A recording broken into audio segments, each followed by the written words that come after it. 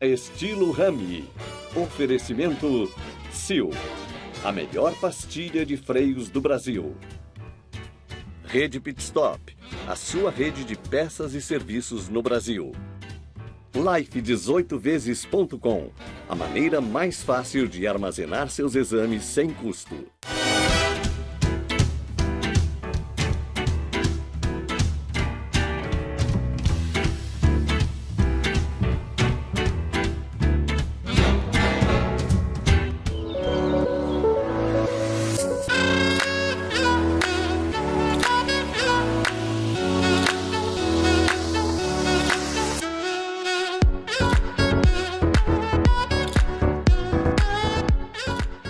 Muito boa noite, mais um Estilo Rami começando. Eu estou tendo a honra e o prazer de fazer a segunda parte da minha entrevista com o governador do estado de São Paulo, João Dória Júnior, que está aqui do meu lado. João, mais uma vez, obrigado por ter concedido a entrevista. E nós vamos continuar falando do tanto que São Paulo precisa e do tanto que você já fez. Muito obrigado mais uma vez. Essa vai ser a mais longa das entrevistas que eu já dei. São 2 programas com você, o que é um privilégio e uma honra para mim.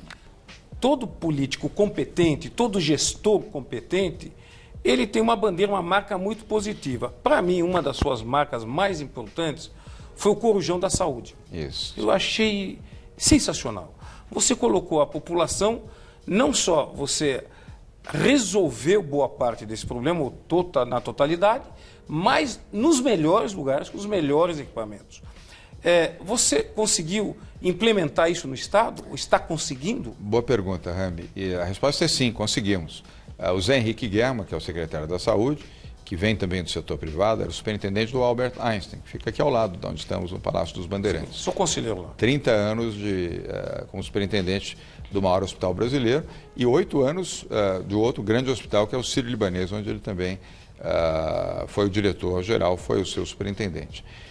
E ele implementou rapidamente o Corujão da Saúde no plano estadual, que fizemos com sucesso na prefeitura. O que é o Corujão? Se você que está nos assistindo ainda não sabe... E fora de São Paulo, né? Para quem está fora do estado. Também. É um programa onde as pessoas fazem os seus exames de imagem, radiografia, ultrassonografia, todos os exames de imagem em hospitais privados à noite. Por quê? O sistema público não tem condições de atender o volume de pessoas que precisam desses exames. E hoje, Rami, acertadamente, nenhum médico faz diagnóstico sem exame de imagem. Então, quando na Prefeitura de São Paulo nós tínhamos mais de 1 milhão de pessoas esperando para fazer exames aqui de imagem, essa foi a herança que eu recebi do governo do PT. Nós, em 3 meses, eliminamos essa fila. Fazendo o quê? Convidando hospitais privados a se integrarem dentro do sistema SUS, ou seja, que paga muito pouco, mas utilizando o seguinte argumento. Eu sou empresário, ou pelo menos fui empresário ao longo da minha vida, e usei esse argumento com os gestores profissionais dos hospitais, mesmos argumentos que usamos agora com os hospitais privados no governo de São Paulo. Ora, o hospital funciona 24 horas por dia, concorda? Você que está nos assistindo, concorda também. Não há como. Né? As suas estruturas de exames de imagem têm que operar 24 horas por dia. Não dá para dizer, olha, de noite eu fecho porque tem pouco movimento. Tem que estar operando. Só que de noite o movimento é quase nenhum. O movimento é muito acentuado até 4, 5, 6 horas da tarde. Depois cai vertiginosamente. E eu já tinha essa informação. Então propus aos hospitais privados que utilizassem este horário de queda de movimento para atender a população de baixa renda. Também todo o estado. Nós temos Santa Casas muito bem equipadas também. Sim. Que também estão ansiosas à noite. A utilização é da rede pública e privada. Mas tem mais ociosidade na rede privada do que na rede pública, porque tem mais oferta na rede privada. Então, nós temos no Corujão da Saúde o Albert Einstein, o melhor hospital do país. O outro excepcional hospital, o Sírio-Libanês, também está no Corujão da Saúde. O Oswaldo Cruz, o Hospital Alemão Oswaldo Cruz, está no Corujão da Saúde. Todos os hospitais da Unimed, aqui no interior de São Paulo, que são exemplares, porque é uma cooperativa de médicos, todos estão no Corujão da Saúde. Apenas para citar alguns exemplos. E os exames, por isso chama-se Corujão da Saúde, são feitos a partir de 6, 7 horas da noite até meia-noite, 1 hora da manhã, o que não gera nenhum problema para a população de baixa renda ou desempregados que recebe numa unidade pública de saúde do Estado a recomendação para o exame, vai, apresenta em 15 minutos, ele faz o seu exame num hospital onde apenas ricos frequentavam, pessoas mais humildes passam a frequentar e recebem um exame de qualidade. Resultado, zeramos também a fila em exames de imagem em São Paulo, em todo o estado, e iniciamos um outro programa de corujão, que é o corujão de cirurgias, porque a mesma observação, de noite os centros cirúrgicos não são utilizados, só em caso de emergência. Fora disso... Portanto, estão prontos para serem utilizados. Claro, todo cirurgião gosta de operar de manhã, isso é normal. Você já fez cirurgia, eu já fiz, provavelmente muitos que estão nos assistindo aqui, sempre marcam pela manhã. À tarde, dificilmente tem cirurgia, de noite só em casos de extrema emergência. Então, o que passamos a fazer, utilizando os centros cirúrgicos à noite, com uma remuneração adicional paga pelo Estado, para o cirurgião, para o anestesista, para o auxiliar de anestesia e o auxiliar do cirurgião, e tabela SUS para o pagamento da hora do centro cirúrgico do hospital. Um valor infinitamente menor do que se tivéssemos que pagar a chamada tabela da rede privada de hospitais, e com isso também ampliou-se e muito atendimento de cirurgias eletivas. Então, com isso, o volume de pessoas esperando por cirurgias caiu drasticamente e vem caindo, porque nós estamos incorporando mais hospitais, mais cirurgias estão sendo feitas no sistema do corujão da cirurgia. Veja como uma boa ideia, um modelo de gestão funciona bem. É um modelo de gestão que, aliás, os outros deviam copiar. Os outros, todos os governadores, inclusive o presidente, porque é maravilhoso. O que é bom tem que ser copiado. Óbvio, se funciona aqui, pode funcionar em outros estados também. Falar do meio ambiente, que é um tema que também é importante. Durante a campanha, você disse que iria despoluir os rios Pinheiros e Tietê em 8 anos. Não é muito arriscado dizer isso? Não. Levando-se em conta, se você olhar para trás, o número de promessas que foram feitas, não foi você que as fez, porém foram feitas e nada aconteceu. Primeiro, eu gosto do desafio, conforme já comentei com você. Depois, eu acho que todo gestor público tem que estabelecer prazo para suas funções. Ele não pode dizer, olha, quem sabe amanhã, veja bem, estamos evoluindo, estamos fazendo, não posso falar sobre prazo. Bom, não é assim no setor privado. Sim. Você, quando toma uma iniciativa, tem que saber qual é o tempo para cumprir, mesmo com as adversidades circunstanciais. Você tem promotoria pública, você tem tribunal de contas, você tem ações populares, ou você tem intempéries também, fatos que estão fora do seu controle. Mas estabelecemos meta. A meta, inclusive, é mais audaciosa. A meta é que o rio Pinheiros possa ser despoluído em 4 anos.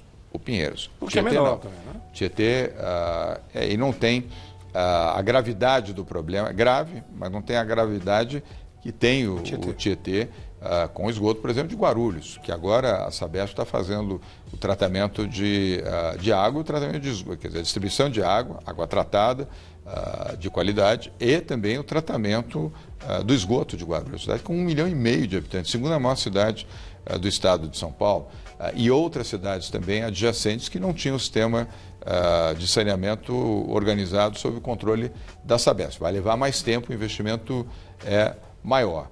Mas o Rio Pinheiros está sob controle, eu controlo isso, aliás, diariamente. Nós temos um monitoramento eletrônico aqui no Palácio dos Bandeirantes de todos os nossos projetos em todas as áreas. Área de transporte, logística, meio ambiente. Usando tecnologia, evidentemente. Sempre. A área de saúde, para poder ter o termômetro do Estado. A coordenação disso, inclusive, é do Rodrigo Garcia, que é o nosso vice-governador, ex-secretário de governo e um excepcional gestor, diga-se. E esse monitoramento nos indica que estamos em dia e até 31 de dezembro de 2022 o Pinheiro será entregue limpo. Agora, eu quero esclarecer, limpo não significa que você vai poder mergulhar no Rio Pinheiros, nem pegar uma garrafa de água e encher de água do Rio Pinheiros e levar para casa. Não é. O Tamisa não é assim. O Sena, em Paris, não é assim. Então ele pode ser navegável, por exemplo. Exatamente. São rios navegáveis, com vida, né? Você tem peixe, você tem vida, não tem poluição na superfície do rio e não tem odor. Agora mesmo, dentro de 60 dias aproximadamente, temos uma intervenção interessante naquela usina Traição, aqui em São Paulo. Para quem não sabe, é uma área grande que fica num espaço nobre da cidade, em frente ao bairro de Cidade Jardim, onde há uma usina da EMAI e agora vai ser uma espécie de Porto Madeiro ali, com restaurantes, com cafés, com lojas, bonito, eu vi, inclusive, inovador. O projeto é muito audacioso e vai ser concedido ao setor privado. Como nós estamos fazendo investimentos pesados do ponto de vista público e investimentos pesados do ponto de vista privado, essa será uma solução harmoniosa, resgatando o Rio Pinheiros para o lazer, para as atividades esportivas. A ciclovia será totalmente recuperada, as 2 ciclovias que nós temos ali. Será estendida, inclusive, até Interlagos, será iluminada, será sinalizada, tudo isso dentro de um programa de concessão privada que envolve o rio e as margens do Rio Pinheiros também. Você sabe que boa parte do nosso público é de empreendedores, né? E você também da campanha, e eu sei que já está funcionando, porque entrevistei o presidente da Junta, seu assessor Walter Yoshi. Isso, está correto, Walter Yoshi. Aliás, competentíssimo. Competentíssimo, e eu vi que você hoje abre uma empresa em São Paulo em 3 dias.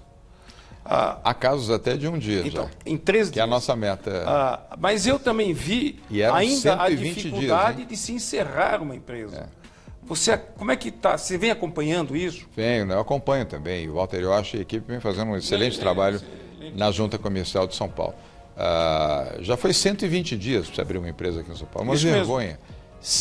4 meses para abrir uma empresa, é inacreditável uma circunstância como essa. Hoje você abre, na média, no limite, em 3 dias. Há casos de empresas que você já abre em um dia e muito em breve todas as empresas, exceto aquelas de alto risco. Um depósito de combustível, você não vai abrir em um dia porque você tem que fazer toda uma ingerência de pesquisa e análise para ver riscos também. Mas 99% das empresas, empresa de marketing, empresa de história de advocacia, empresas de negócios, agência de publicidade, comércio, tudo isso você vai poder abrir em um dia. Abrir e fechar, embora nós não desejamos que ninguém que abra queira fechar o seu negócio. Mas também, às vezes, o que fecha para se abrir outro. Mas também é o mesmo prazo. 3 dias para abrir e 3 para fechar. No dia da nossa gravação, você esteve no litoral, precisamente em Santos.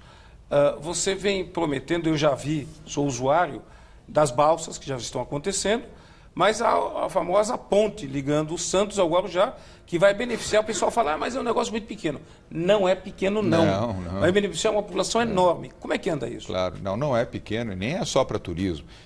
Pelo contrário. É uma visão... Você tem dos 2 lados o porto. Claro, e há muitas pessoas que moram em Santos, trabalham no Guarujá, ou moram no Guarujá e trabalham em Santos, e fazem esse percurso todos os dias. Então, não é algo superficial, é algo substancial. O projeto da ponte está pronto, é a nossa melhor opção, está viabilizado, inclusive, economicamente, com a concessionária que opera a imigrantes, e que nós vamos renovar o contrato de acordo com a lei, com o que permite a lei, só que abrindo mão dos dividendos que cabem ao Estado, a chamada outorga onerosa. Quando você renova uma concessão, você tem direito a receber por essa concessão, naturalmente. Justo, né? Nós vamos abrir mão desse dinheiro para que a empresa invista na ponte e possa fazer o uso da concessão pedagiada desta ponte, dentro de critérios cuidadosamente estudados pela Artesp, que é a agência reguladora do Estado de São Paulo, para que o valor do pedágio seja justo, para que haja circunstâncias também adequadas, onde você tem o horário noturno com a tarifa pela metade, as liberações que são feitas ao usuário constante, então ele põe o selo, não precisa mais parar no pedágio, faz a leitura automática, como você vê nos Estados Unidos, então, normalmente. Uma coisa que podia ter já em São Paulo, já tem 2 ou 3, mas podia ter uma única, eu não quero citar o nome, não sei como dizer, mas um passe livre para todos os pedágios e... já são até 2 ou 3 empresas que têm esse direito de exploração. Tudo, eu digo. Mas é o próximo passo, tanto é que nós vamos estimular um desconto de 5% no valor do pedágio, qualquer pedágio, para quem utilizar esse sistema. Agora nós vamos ter as estradas de São Paulo com 2 novos padrões de pedágio mais baixos. Um, pedágio ponto a ponto. Você entra numa estrada de 200 quilômetros, mas vai percorrer 100 quilômetros. Você não vai pagar pelos outros 100 que você não utilizou a estrada. Sensacional. Você, ao sair da estrada, você tem um leitor automatizado, leitura óptica, você nem precisa parar, abrir a janela, entregar o dinheiro, como nos Estados Unidos. Como nos Estados Unidos. Faz a leitura, você só será debitado pelos 100 quilômetros que você utilizou e não pelos 200 quilômetros da estrada. Outra é a tarifa flexível, onde das 10 da noite até às 6 da manhã ou às 7 da manhã, dependendo da região, você vai pagar 50% do valor da tarifa. Você quer usar à noite, tem menos movimento, paga metade do preço. Ou tem também créditos acumulados. Eu sou um frequent user. Eu vou usar essa estrada 30 vezes por mês ou 60 vezes por mês. Eu tenho minha fábrica lá, tenho minha casa. Ou minha casa, então você é um usuário constante. Esta frequência vai fazer com que você pague uma tarifa menor, desonerando assim, por exemplo, pessoas que residem na própria região e que não terão que pagar o mesmo valor da tarifa daqueles que não são residentes. Mas, João, respondendo, nós vamos ter a ponte? Falando sobre a ponte, sim. Havia um impedimento, ou uma resistência por parte do Porto de Santos, que é administrado pelo governo federal, em relação à altura e à largura dos pilares dessa ponte. Embora nós entendêssemos que isso não era um problema com vista à expansão futura do Porto de Santos, nós reformulamos o projeto para que a altura fosse ainda maior. Se for privatizado no ano que vem, como promete o governo federal, e eu espero que assim seja, rapidamente, com investidores internacionais, Santos vai se tornar um dos 4 maiores portos do mundo, na minha visão. Mas com esse ajuste na ponte, já a administração admite que com isso não há nada a contrariar. Nós temos uma boa relação com o ministro Tarcísio Gomes, que é o ministro de Infraestrutura, bom ministro, diga-se, e entendemos que provavelmente nos próximos 2, 3 meses isso esteja liberado, e aí é mais fácil, inclusive, porque é dinheiro privado. Sim. Você não precisa fazer todo aquele processo de licitação pública que o dinheiro público já existe exige. O local para se fazer a ponte. Claro. Não, tanto isso... de um lado da cá como para a ilha de Santo Amaro, lá do Guarujá. Claro, esse estudo, aliás, era fundamental, inclusive para o impacto ambiental. Eu vi, mas eu não vi a localização. Já está absolutamente pronta. Sai ali exatamente do lado do Porto de Santos. Você sempre foi muito antenado em tecnologia, já do tempo quando empresário, agora na política, e falando do futuro. Muita coisa não se repete. Por exemplo, o Brizola, o então falecido Brizola, ele perdeu a eleição, dizem, porque ele esqueceu do Rio de Janeiro, que era o estado que ele governava. O Collor se perdeu, ou tinha com bandeira os marajás, que ele caçava os marajás. O nosso atual presidente se elegeu com as redes sociais, usando fortemente as redes sociais. Eu, particularmente, acho que esse fenômeno não vai se repetir desta mesma forma. Como é que você vê isso? Eu concordo. Não vai se repetir como ocorreu em 2018. Nós temos eleições municipais agora. Sim, agora é para prefeito. Não há eleição igual. E a demonstração foi exatamente em 2018. Ninguém imaginaria que a eleição fosse suceder como sucedeu. Inclusive com uma quantidade enorme de novos parlamentares no plano federal, senadores, deputados estaduais, uma mudança completa em relação ao passado. E ninguém foi capaz de prever esta mudança nessa intensidade. Eu repito, ninguém. Nem o mais nem o próprio habilidoso cientista político, pesquisador, analista, foi capaz de prever isso. Então, as eleições de 2020 já serão eleições diferentes das que foram em 2018 e em 2022 ainda mais. Ou seja, você está político, você tem a eleição, deve ter o seu candidato, que é o Bruno Covas, até onde eu sei. Bruno Covas, na Prefeitura de São Paulo, sem dúvida nenhuma. Então, muito bem. Então, quer dizer, automaticamente você vai dar o seu pitaco positivo, construtivo ali. Então, que vai se usar a rede social, não se discute. Claro. Só que o formato já vai ser diferente. E será, as próprias redes se atualizam, se modificam, se aperfeiçoam numa velocidade impressionante. Será uma campanha muito digital, obviamente, mas ainda com influência da televisão, a influência do rádio e da decisão pessoal das pessoas. A eleição municipal, ela tem um comportamento diferente da eleição federal e estadual. As pessoas estão mais próximas das suas realidades e dos seus problemas. Você viu, nós estivemos juntos no jantar, me pediram para falar sobre o prefeito Bruno Covas e sobre o que é ser prefeito de São Paulo. E se eu fosse político, que eu não sou, a última coisa que eu queria ser é o prefeito. Porque ele é síndico de 15 milhões de pessoas que reclamam todo dia quando entram no elevador. Então Deus me livre. Até daquilo que não é responsabilidade do prefeito cai em cima do prefeito. Você acorda cedo para trabalhar, dorme tarde e é antenado, que eu citei anteriormente. Você atribui isso ao sucesso do seu trabalho, ao bom resultado? Sim, mas também a minha forma de ser. Sempre trabalhei muito, você me conhece há 40 anos ou até um pouquinho mais. Sempre gostei muito de trabalhar, sempre fui muito dedicado, diria até apaixonado por aquilo que eu faço. Não desisto de nada, eu não sou uma pessoa que desiste fácil de coisa nenhuma. Sou muito determinado na busca de objetivos. Não bebo, não fumo, faço exercícios, tenho uma boa relação mente-corpo, faço a minha respiratória yoga todo dia, faço um pouquinho de meditação. Isso eu não sabia. E isso me ajuda a manter equilíbrio e a manter essa relação mente-corpo em ordem. Por isso que eu durmo pouco. As pessoas se assustam. Como é que pode dormir menos de 4 horas por noite? E acordar inteiro. E acordar inteiro. E não só acordo de bom humor, como durmo de bom humor também. Não fico irritado, irritadiço. Nem tomo remédio para dormir ou para não dormir. E nem remédio para depressão ou coisas desse tipo. Nada, zero. Tomo vitaminas. João, para terminar, eu sempre considerei você um gentleman, um cavalheiro, em todo sentido, inclusive um gentleman com eventuais desafetos, se é que você os tem. Não sei. Então, para terminar, eu gostaria que em 2, 3 palavras você falasse, por exemplo, de Luciano Huck. É meu amigo, tenho uma ótima relação com ele. Estivemos juntos agora em Davos, jantamos juntos. Uma relação de mais uns 30, 35 anos. Tenho respeito pelo Luciano e respeito também o direito que ele tem no anseio e no seu desejo. Temos uma boa relação, não estaremos afastados. E de Jair Bolsonaro? Respeito também o seu mandato. Ele foi eleito com voto popular. Democraticamente. Eu votei no Jair Bolsonaro. Eu não votaria no PT em hipótese nenhuma. Não votei, não voto e não votarei. Temos diferenças de pensamento, de atitudes, de comportamentos, mas isso não impede que eu tenha respeito pela eleição. Ele foi eleito democraticamente, assim como o Lula.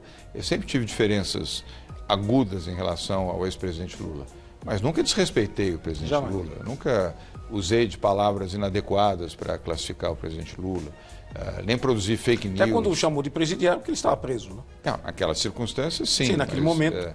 Mas nunca palavras de... Aliás, eu não falo palavrões, diga. Você me conhece já há 40 anos, você nunca me viu falando nem para contar palavrão. Piada aqui. Nem para contar piada. Então, eu trato com respeito as pessoas, mesmo os adversários. O Ciro Gomes também é um bom argumentador, fala bem, articulado, respeitável. Vai disputar a presidência da República e há que se respeitar o Ciro. Não passe ao largo achando que ele não é competitivo, porque ele é. João Amoedo. Também, eu conheço pouco o João Amoedo, mas tenho admiração por aquilo que foi feito no Partido Novo. Tem muitos amigos até no Partido Novo, em São Paulo e em outros estados também. Respeito a proposta do Novo. A proposta é interessante do Partido Novo. Portanto, o Amoedo será candidato pelo Partido Novo e, como todo candidato, tem o meu respeito. Eu nunca entro dentro de um campo onde esse não merece respeito. Por isso que eu me permiti fazer essas perguntas, como vou fazer da Marina Silva agora. Também da mesma maneira. Aliás, a Marina é uma pessoa do bem, uma alma limpa, uma boa alma, uma alma pura. Ela tem pureza de alma e eu considero isso admirável. Não sei se ela será candidata em 2022, mas desejo bem a ela e gosto dela. Do Lula você já falou. E do Temer, do ex-presidente Michel Temer? Eu gosto do presidente Michel Temer, nunca escondi isso. Conheci o presidente Temer com o ex-governador André Franco Montoro, quando Montoro o convidou para ser secretário de Segurança Pública do Estado de São Paulo. Nós estamos falando, de novo, aí, quase que por coincidência, 40 anos atrás. Considero um bom advogado, um bom jurista, uma pessoa de bem. Fiquei triste com as circunstâncias ao final do seu mandato.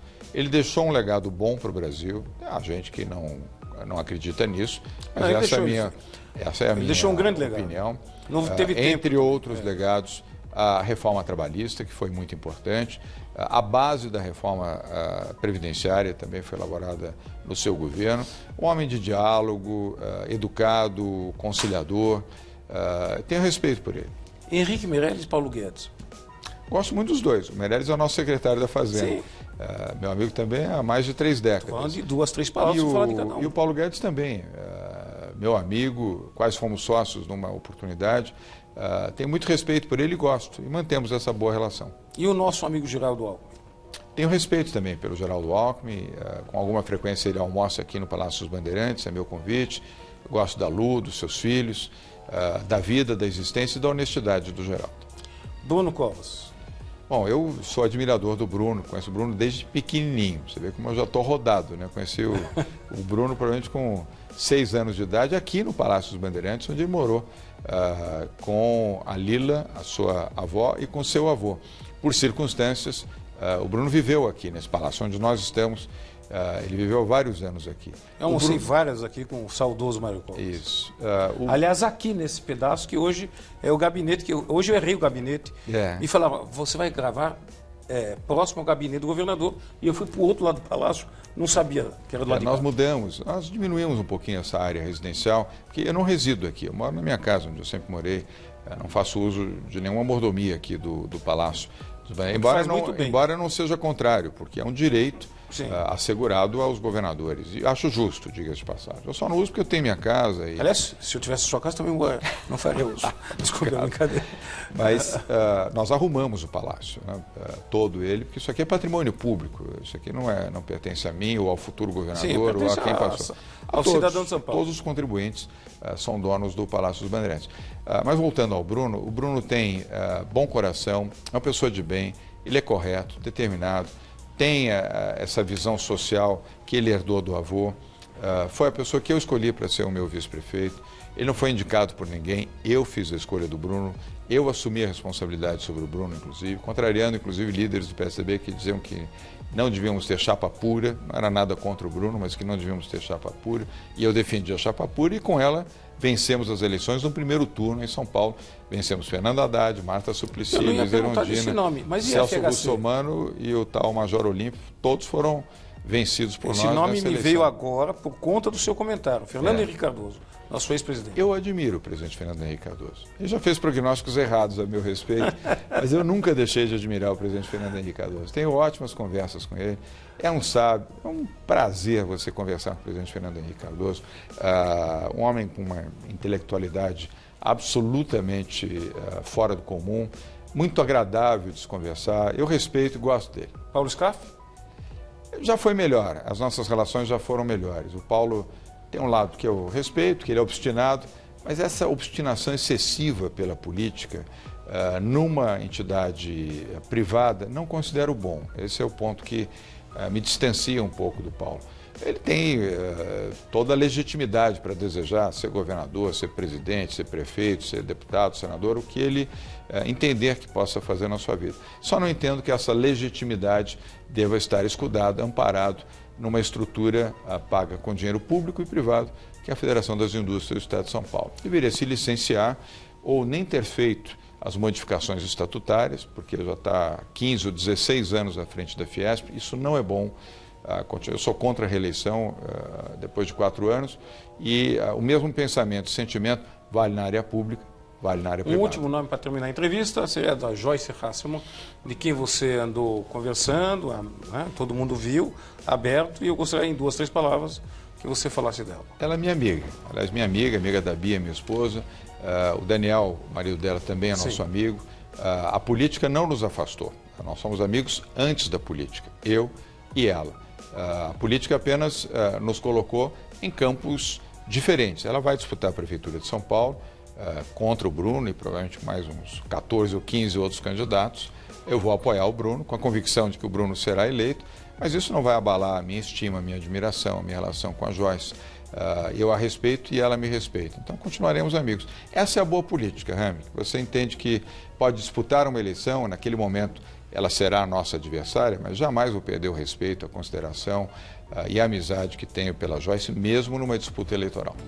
João, muitíssimo obrigado. Obrigado, eu te agradeço. Eu sei que eu tomei teu tempo precioso, mas eu acho que você aclarou um pouco mais daquilo que você pensa num ano tão importante como esse, que é de eleições, e no que você vem fazendo com 1 ano e 1 mês de gestão apenas. Temos muito trabalho pela frente. Obrigado, você tem. Obrigado. Você não tomou meu tempo, você valorizou meu tempo. Obrigado. Muito obrigado. E obrigado a todos que nos acompanharam nessa entrevista. A vocês de casa, o meu muito obrigado.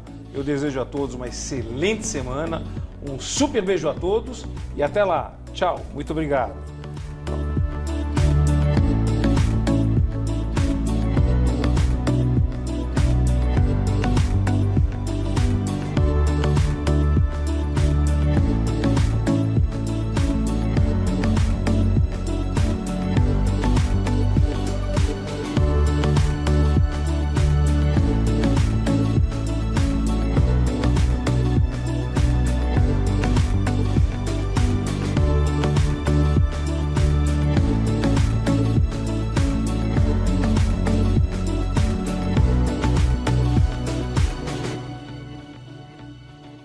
Estilo Rami.